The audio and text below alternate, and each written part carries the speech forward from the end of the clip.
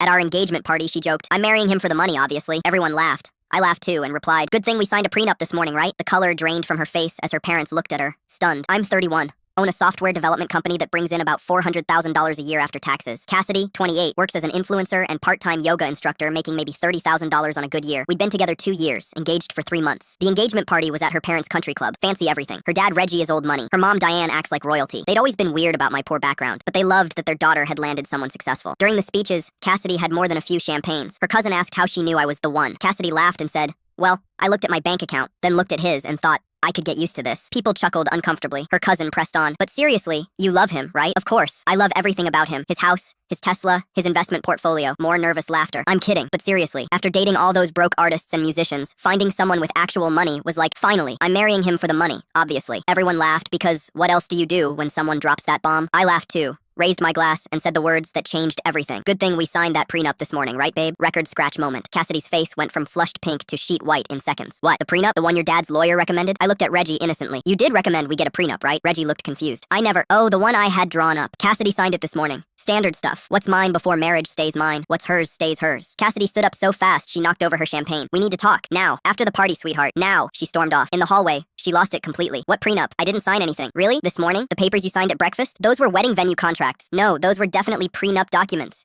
You signed 3 copies. Even had them notarized." She started ugly crying. Mascara everywhere. "You tricked me. You just announced to everyone you're marrying me for money. It was a joke." "Was it though?" She slapped me hard. "We're done. The wedding's off." "Okay." She blinked. "Okay? That's it?" "Yeah. You want out because of a prenup? That tells me everything." She screamed and stormed back to the party, telling everyone I'd deceived and trapped her. Her parents looked mortified, not at me, but at her reaction. Here's the kicker. There was no prenup. Those papers were literally venue contracts. But her reaction told me everything I needed to know. The aftermath was swift and brutal. She moved back to her parents, took everything she could fit in the Range Rover I'd bought her, and left a lovely note calling me a manipulative psychopath. Her mom called demanding I fix this. Her dad called with different energy. "Is there actually a prenup?" When I said no, he sighed. "But she broke up with you within 60 seconds of thinking she'd signed one. You dodged a bullet." Then Cassidy went nuclear on social media, posting about narcissistic abuse and financial manipulation, conveniently leaving out her gold digger announcement. Her friends piled on until my buddy Dale posted the full video. The narrative flipped instantly. Comments went from attacking me to, did she really admit to being a gold digger? But the real revelation came when her friend Piper reached out. "You should know Cassidy's been bragging for months about securing the bag with you. She had a whole plan. Marry you, quit working, have kids quickly to lock it down.